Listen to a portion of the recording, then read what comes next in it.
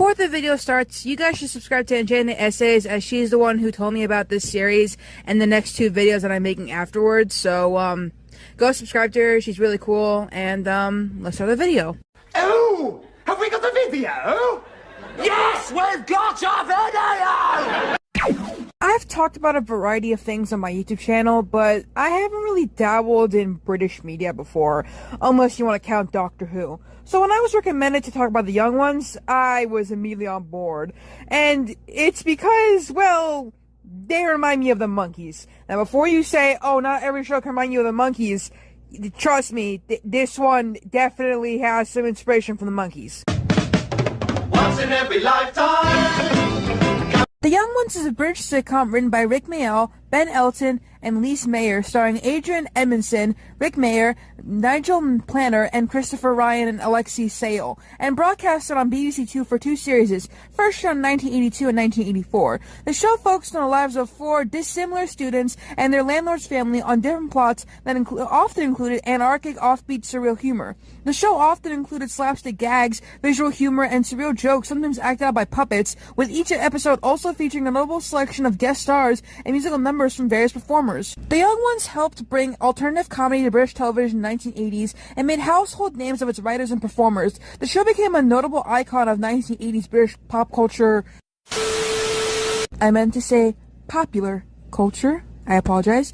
And it received its own game and a home media release while becoming the first non-music related program to appear on MTV in the United States in 1985. The show was voted number 31 in the BBC's Best Sitcom poll in 2004. Clearly, the show was inspired or influenced by the Monkees because it features four characters and a landlord, along with the musical segment, jump cuts, and a free-flowing loose narrative. So, quite literally the Monkees, because, I mean, need I say more? I'm not getting into the history because, one, it's super long. Two, you can watch Enchanted Essays video about it.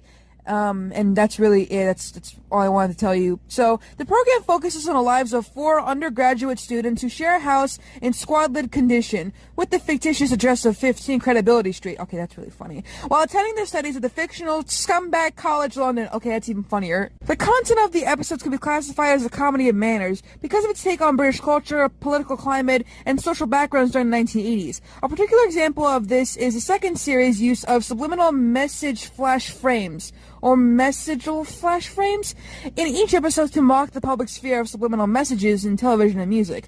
The Young Ones was more notable for its use of violent slapstick, which Edmondson and Mayall have been using in their double-act routines, the use of surreal elements such as puppets playing the role of talking animals or objects, in a similar manner to The Goodies. The Goodies is another British show. I didn't know about that. Use of lengthy cutaways with no relation to episode's plot, and frequent features of the fourth wall for comedic efforts, either to break a punchline to a joke or make a plot point obvious.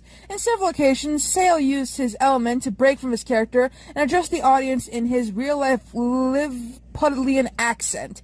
Rick Mayall once jokingly said the household was effectively a nuclear family, with Mike as the father, Neil as the mother, Vivian as the rebellious son, and Rick with a pigtail as the daughter. Love like this.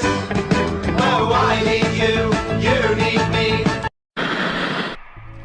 Hello, this is Enchanted. Oh! Have we got the video? Yes, we've got a video!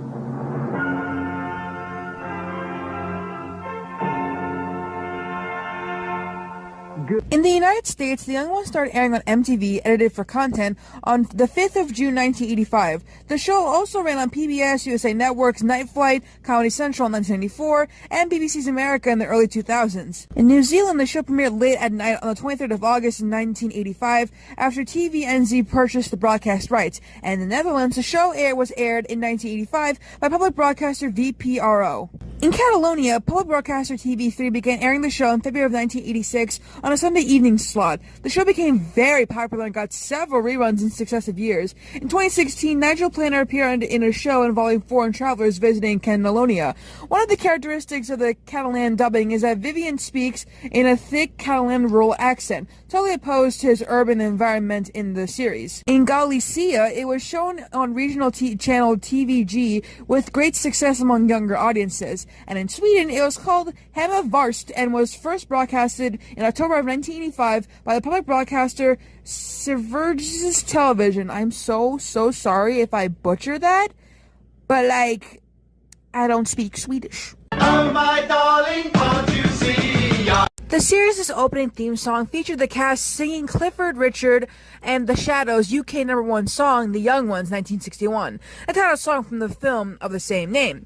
Throughout the series, there are many references to Richard, as Mayall's character is a devout fan. The theme over the end credits was written by Peter Brewis, who also created the incidental music on many episodes. In 1984, after the second series, Planner, in character as Neil, reached #2 in the UK charts with a version of Traffic's Hole in My Shoe and the accompanying Neil's Heavy Concept album. A loose collection of songs and spoken comedy included appearances by the Young Ones alumni Dawn French and Stephen Fry. In 1986, the cast sang Living Doll with Cliff Richard and Hank Martin for comic relief. The song, a reworking of his 1959 hit, reached the top of the UK, Australian, and New Zealand charts. 11 of the 12 songs had musical guests performing in the house or street. By including the groups, the show qualified as a variety rather than light entertainment by the BBC and was allocated a bigger budget than its sitcoms. Groups that appeared included Amazul E, I think I butchered that, and I'm pretty sure I did. Ronnie Golden, Dexty Midnight Runners, Motorhead, so that means Lemmy was in the show, that's Godin, The Damned, 9 Below Zero, Rip Rig Plus Panic, Ken Bishop's Nice 12, Radical Posture, John Ottaway, and Madness, which is crazy because we're going to be talking about Madness in a different video. In 1986, the cast sang Living Doll with Cliff Richard and Hank Martin for comic relief. The song, a reworking of his 1959 hit, reached the top of the UK, Australian, and New Zealand charts. The one episode that featured no musical acts still fulfilled the variety criteria by including a lion tamer whose presence also directly contributed to the plot. Some of these performances were omitted from DVD release for copyright reasons. Some musical acts were also edited out for similar reasons on some satellite reruns. On the 2007 DVD release, though, all the music acts are restored uncut. In the first 6 episodes of the series, a person whose face is covered by hair appears in the background of some scenes, such as to the left when Neil gets hit by Vivian with a kettle bomb.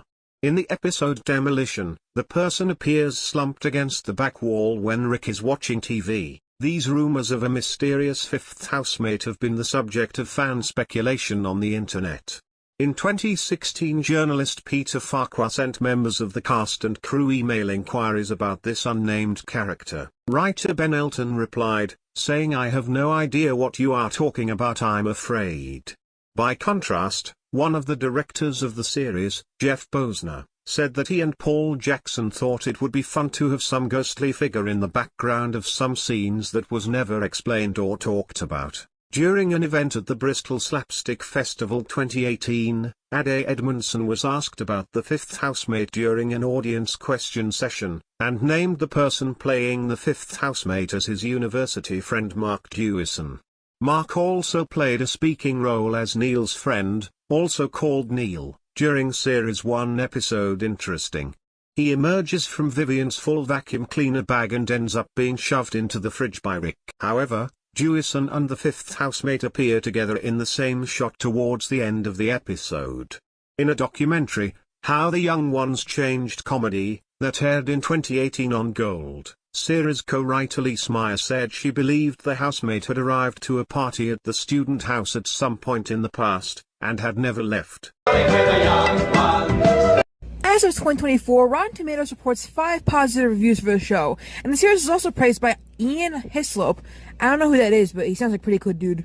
The end of the series was not the last appearance of the Young Ones. For the British charity television appeal Comic Relief, the four recorded a song and video for Cliff Richard's Living Doll, accompanied by Richard and Shadow's guitarist Hank B. Marvin. I almost said Melvin. Alexi Sale was not involved, as he felt collaborating with Richard was against the alternative ethos of the show, but had already achieved chart success in 1984 with "Ulo John Got a New Motor." Wow, I can't believe I said that. In 1984, Planner released an album of music and skits in character as Neil, entitled Neil's Heavy Concept Album. I mentioned it before, but gotta mention it again. Musical direction was by Canterbury singing keyboardist Dave Stewart. It featured Stewart's albums I don't know how to pronounce that word, but whatever. Barbara Gaskin, Jacko Jaksic, wow, that's a pretty sick name. Pip Pile, okay, that's an okay name. Gavin Harrison, hey, does he know George Harrison? I'm kidding! Jimmy Hastings and Rick Biddulph. Hole in My Shoe, a single taken from the LP, reached number 2, and Soul Wax used Hello Vegetables to kick off their Radio Soul Wax mix, Introversy. The program became a cult hit in the United States after MTV began broadcasting edited versions of the episodes during the summer of 1985. Conan O'Brien cited the show as one of his influences during a Q&A at the Oxford Union. That's pretty cool. At the 1986 comic relief stage shows, the Young Ones performed Living Doll, following a short skit which involved Rick doing a comic song about showing his underwear and bodily parts, before being ejected from the group by Mike, and Vivian supposedly having backstage... Oh my...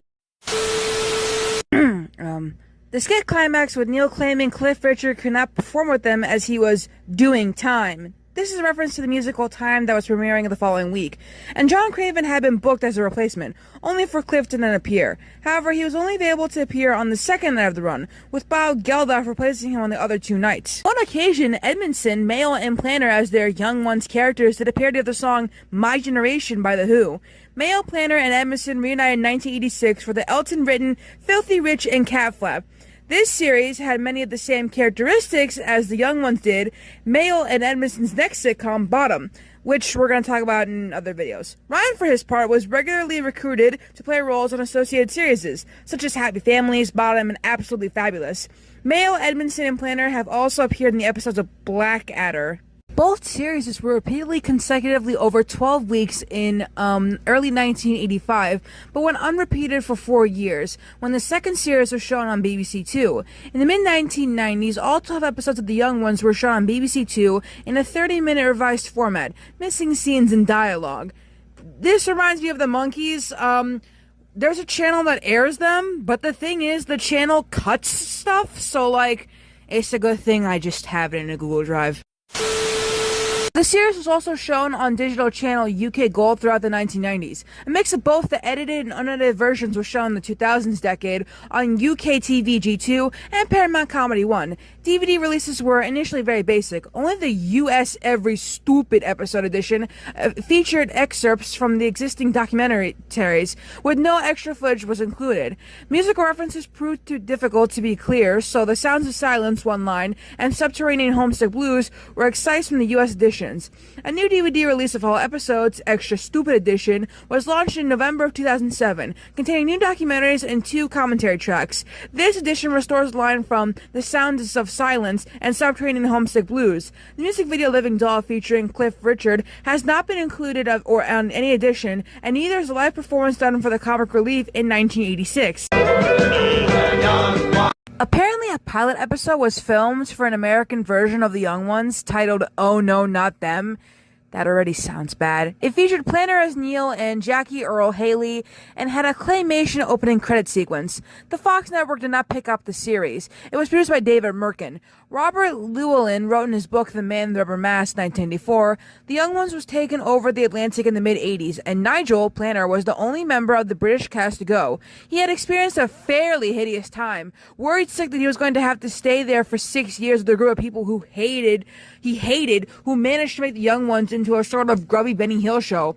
He was hugely relieved when the pilot was a flop and he was released from his contract. Jesus Christ, makes you wonder how bad the show was. Shouldn't be afraid. I guess this segment is like them being in other shows, but the thing is, according to Wikipedia, the section contains a list of miscellaneous information, so the only one I'm going to mention is when they were on SpongeBob in the episode Chimps Ahoy. I never realized they were the chimpanzees. I literally just saw this clip like 2 days ago, and I was like, oh wow, they were in SpongeBob. That's crazy. This is gonna get its own video, so I'll make this short. The Young Ones got a game that was published by Orpheus Software and based in Hatley St. George in Bedfordshire. The Young Ones characters were licensed from the owners of the BBC TV series, Rick Mayo, Ben Elton, and Lise Mayer. But due to difficulty in licensing the original series' music from the BBC, an alternative music soundtrack was commissioned to sound similar to the original theme. Over 10,000 copies of the game were sold, mainly through boot stores, Woolworths, and independent computer stores. However, due to obscure bugs in the software, it was impossible to solve the game. Although few users realized this at the time. Orpheus ceased trading before the problems could be remedied, so to all my gamers out there, you can fix the game if you want. But that's pretty much all I have to say. While we're not done with the young ones, we are going to move on to Filthy Rich and Catflap and Bottom, and then go back to the young ones, but not for a while. So stay tuned for those videos. Make sure to like, comment, subscribe, and I'll see you all later. Live, love,